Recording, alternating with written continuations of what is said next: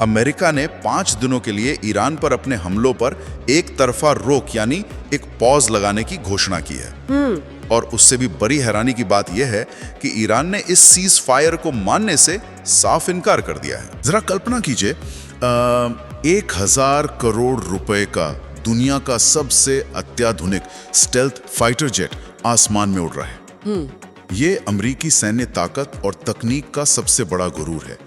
अब कल्पना कीजिए कि इसी अजय माने जाने वाले जहाज को एक 30 साल पुरानी मिसाइल और एक बहुत ही सस्ते हीट सेंसर की मदद से मार गिराया जाता है। सुनने में तो ये बिल्कुल किसी हॉलीवुड एक्शन फिल्म का प्लॉट लगता है। हाँ, बिल्कुल ऐसा ही लगता है ना। लेकिन आज हम जिस विषय पर चर्चा करने वाले हैं वो कोई फिक्शन नहीं है, बल्कि ये एक जमीनी हकीकत है। जी। आज के हमारे इस गहन विश्लेषण का आधार, जिसमें अमेरिका और ईरान के बीच चल रहे इस मौजूदा सैन्य तनाव और टकराव की परतों को खोला गया है। और चर्चा शुरू करने से पहले ही मैं ये स्पष्ट करना चाहूँगी कि हमारी आज के इस बातचीत का उद्देश्य किसी भी देश, नेता या राजनीतिक विचारधारा का पक्ष लेना या विरोध करना बिल्कुल नहीं है। एकदम सही बात है।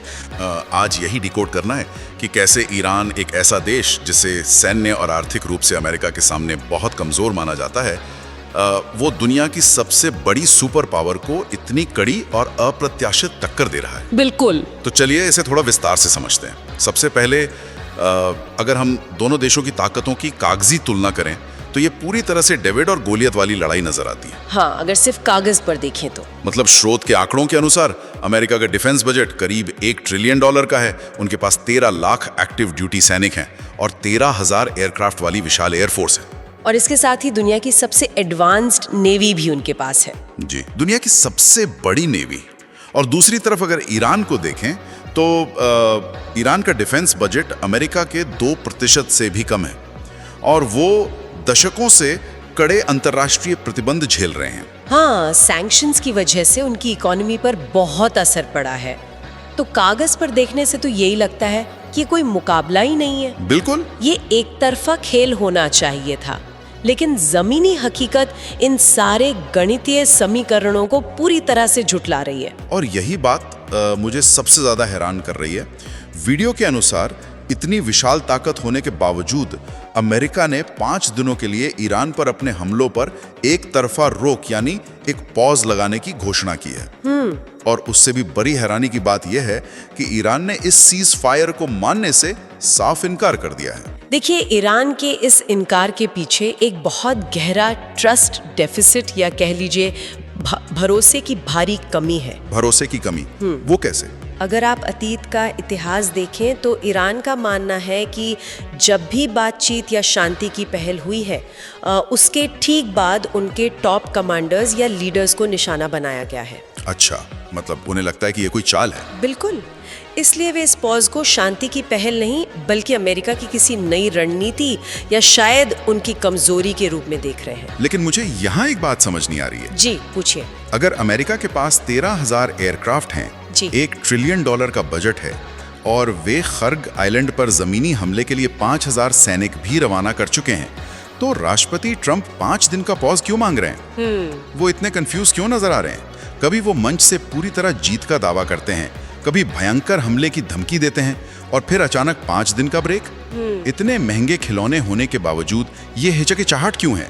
यहाँ सबसे हैरान करने वाली बात यह है कि ये हिचकिचाहट किसी हथियार की कमी से नहीं आ रही है। तो फिर किस चीज की कमी है? रणनीति की कमी। स्रोत सामग्री इस बात पर बहुत जोर देती है कि 28 फरवरी को जब से ये टकराव बढ़ा है, अमेरिका के पास कोई स्पष्ट वॉर गोल यानी युद्ध का अंतिम लक्ष्य है ही नहीं। रुकिए एक मिनट, वॉर गोल नहीं है? मतलब वो बस हर दिन उठकर लड़ रहे हैं बिना ये जाने के जीत असल में कैसी दिखेगी? हाँ, इसे इस तरह से समझना ज्यादा सही होगा कि जब आप किसी देश पर हमला करते हैं तो आपके पास एक स्पष्ट पैमाना होना चाहिए। क्या आप वहाँ की सरकार गिराना चाहते हैं? हाँ। क्या आप सिर्फ उनके परमाणु ठिकानों को नष्ट करना चाहते हैं? हाँ। या फिर आप उनकी सैन्य क्षमता को एक खास स्तर तक कमजोर करना चाहते हैं? मतलब कोई एंड स्टेट होना चाहिए। बिल्कुल। बिना एक परिभाषित एंड स्टेट के सेना केवल रिएक्ट करती है, एक्ट नहीं करती। सैन्य इतिहास गवाह है कि जब शीर्ष नेतृत्व दिशाहीन होता है तो आपके बेहतरीन हथियार भी काम नहीं आते। हाँ, वो बस एक दलदल में फंस जाते हैं। एकदम सही। और दूसरी तरफ ईरान का लक्ष्य बहुत ही फोकस्ड है। उन्हें सिर्फ अपने इलाके में अमेरिका को असहज करना है और उनके ऑपरेशंस को महंगा बनाना है। और जमीन पर रणनीति की इस दिशाहीनता का सबसे भयानक असर आसमान में देखने को मिल रहा है। बिल्कुल। उस आसमान में जिसे अमेरिका की जागीर माना जाता था। तो चलिए इस चर्चा को सीधे एयर डोमिनेंस यानी हवाई वर्चस्व की तरफ ले चलते हैं, क्योंकि यहीं से कहानी पूरी तरह पलटती है। तकनीकी नजरिए से देखें तो ये इस पूरे विश्लेषण का सबसे चौंकाने वाला हिस्सा है। हाँ, स्रोत में 19 मार्च की एक घटना का जिक्र है।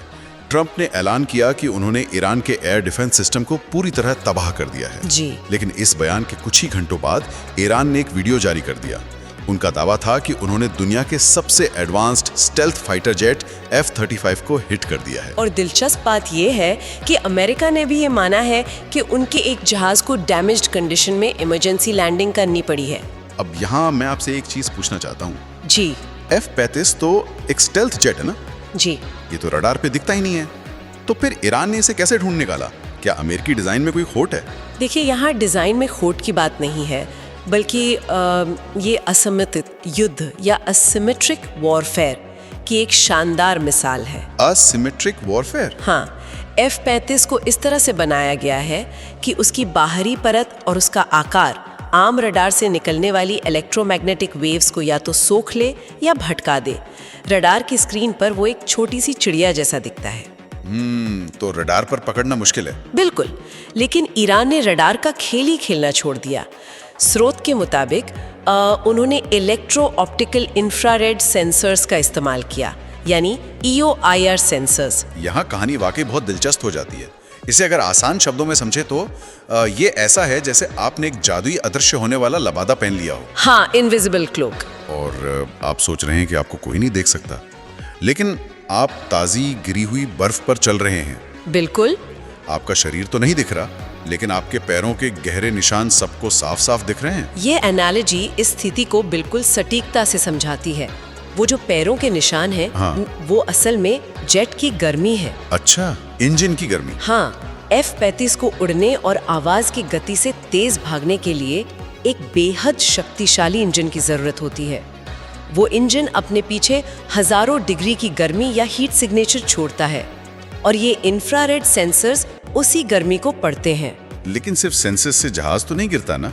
ईरान ने उस जहाज को हिट कैसे किया? एक बार जब सेंसर्स ने उस गर्मी की लोकेशन पकड़ ली, तो विशेषज्ञों के अनुसार उन्होंने 1990 के दशक की एक पुरानी रशियन मिसाइल का इस्तेमाल किया, R-270। बाप रे, इतनी पुरानी मिसाइल? हाँ, लेकिन ये मिसाइल ध्वनि की गति से 5 गुना तेज, यानी मैक 5 की स्पीड से सीधे उस हीट सोर्स की तरफ लपकती है। क्या हम वाकई ये मान लें कि अमेरिका के $1 ट्रिलियन प्रोग्राम वाले 1000 करोड़ रुपए के स्टेल्थ जेट को एक 30 साल पुरानी मिसाइल ने मार गिराया?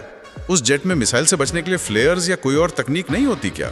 तकनीक होती है, बिल्कुल होती है, लेकिन जब कोई मिसाइल मैक 5 की स्पीड से आती है और अगर वो बहुत कम दूरी से दागी गई हो, तो दुनिया के सबसे बेहतरीन पायलट को भी रिएक्ट करने या काउंटर मेजर्स इस्तेमाल करने का समय नहीं मिल पाता।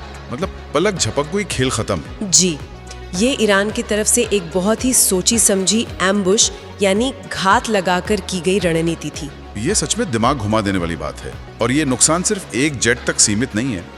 स्रोत में ड्रोन्स का जो आंकड़ा है वो तो और भी खतरनाक है। हाँ, ड्रोन्स का मामला तो और भी चौंकाने वाला है। अमेरिका के MQ-9 रीपर ड्रोन्स, जिनकी कीमत $16 मिलियन है, ऐसे 12 ड्रोन्स को ईरान ने सिर्फ 3 हफ्तों के भीतर मार गिराया है। जी, लगभग $200 मिलियन का सीधा नुकसान। और इसके जवाब में ईरान क्या उड़ा रहा है? ईरान अपने बेहद सस्ते शहीद ड्रोन इस्तेमाल कर रहा है, जिनकी कीमत कुछ $1000 से ज़्यादा नहीं होती। यहाँ आप एक बहुत ही स्पष्ट कॉस्ट एसिमेट्री या लागत का असंतुलन देख सकते हैं। हाँ, कहाँ $16 मिलियन और कहाँ कुछ $1000। बिल्कुल।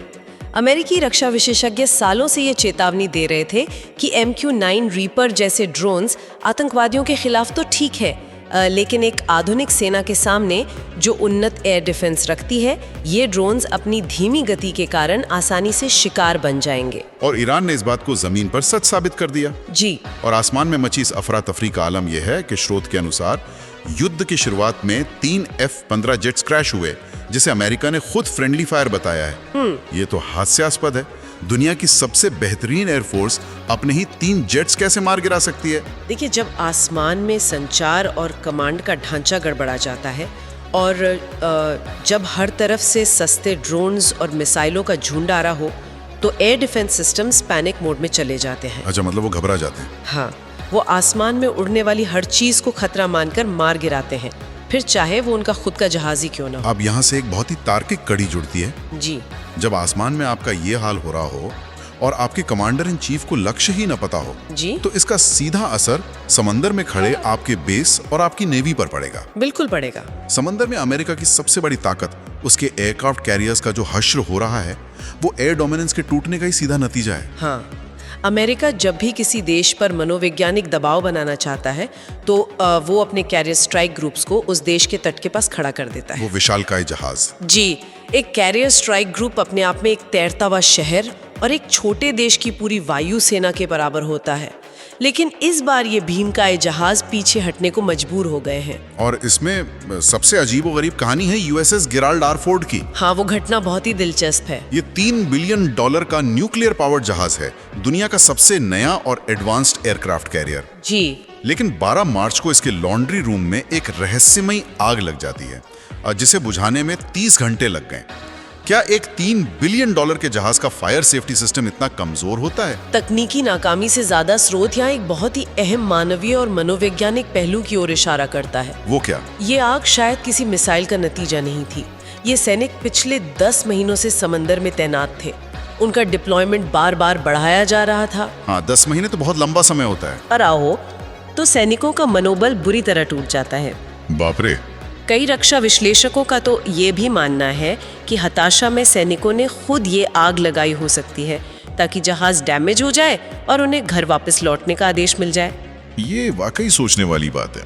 हम अक्सर मानते हैं कि युद्ध मशीनें लड़ती हैं, लेकिन आखिर में उन मशीनों को चलाने वाले इंसान ही होते हैं। बिल्कुल सही बात है। अगर उनका मनोबल टूट जाए तो $3 बिलियन की मशीन भी समंदर में बस एक लोहे का डिब्बा बनकर रह जाती है। एकदम सही। और जो जहाज सही सलामत हैं, जैसे यूएसएस अब्राहम लिंकन, उसे ईरान के बैलिस्टिक मिसाइलों के खौफ से ईरानी तट से 1000 किलोमीटर दूर हटा लिया गया है।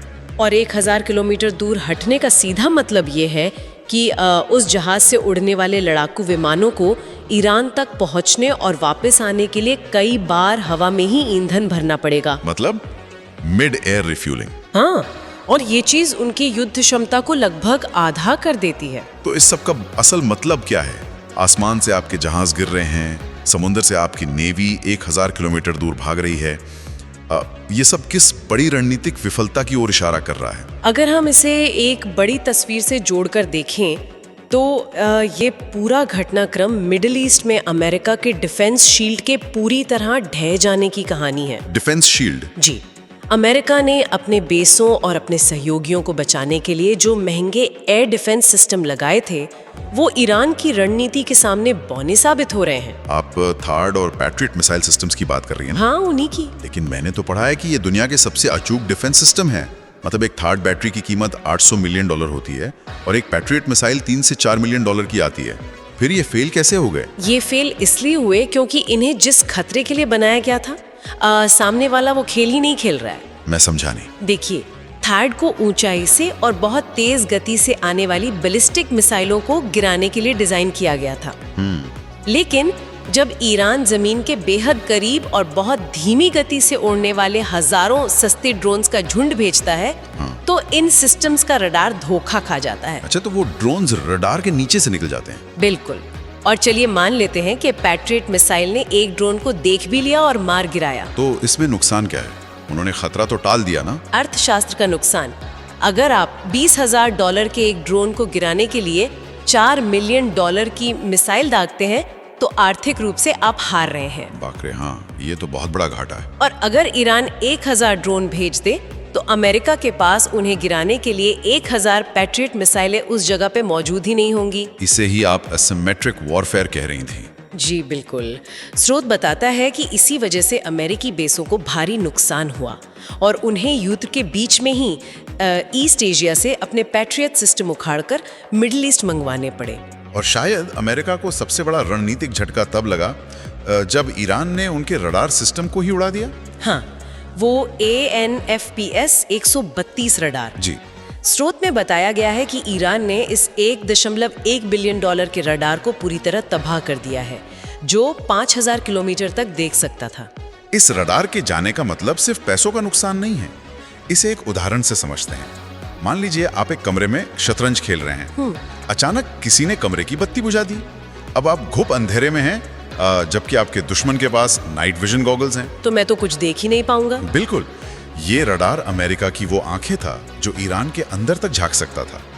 अब अमेरिका मिडिल ईस्ट में लगभग अंधा हो गया है। और जब अमेरिका अंधा हो गया तो तेल अवीव जैसे उनके सहयोगी देश अचानक से सीधे खतरे की जद में आ गए। हाँ, अगर अब ईरान मिसाइल दागता है तो अमेरिका के पास उस मिसाइल को उठते हुए देखने का वो शुरुआती समय, जिसे अर्ली वार्निंग कहते हैं, वो बहुत कम हो गया है। यही वो सबसे बड़ी रणनीतिक मजबूरी है ना? जी। और अब आप शुरुआत में पूछे गए अपने सवाल का जवाब खुद जोड़ सकते हैं। यही कारण है कि भारी भरकम हथियारों और लंबी चौड़ी सेना के बावजूद ट्रंप प्रशासन 5 दिन के पॉज या शांति का प्रस्ताव दे रहा है। वाकई, जब आपकी आंखें फूट जाएं, आपका आसमान असुरक्षित हो और आपके समुंदर के जहाज दूर हों, तो आपको अपनी रणनीति दोबारा बनाने के लिए समय चाहिए होता है। बिल्कुल सही समझे आप। ये वाकई आंखें खोल देने वाला विश्लेषण है।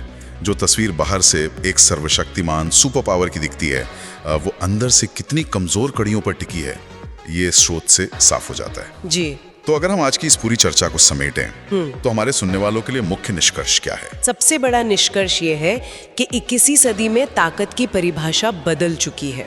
ये युद्ध दुनिया को ये साबित कर रहा है कि सिर्फ एक भारी भरकम रक्षा बजट, सबसे एडवांस तकनीक और बड़ी सेना होने से आप जीत की गारंटी नहीं ले सकते।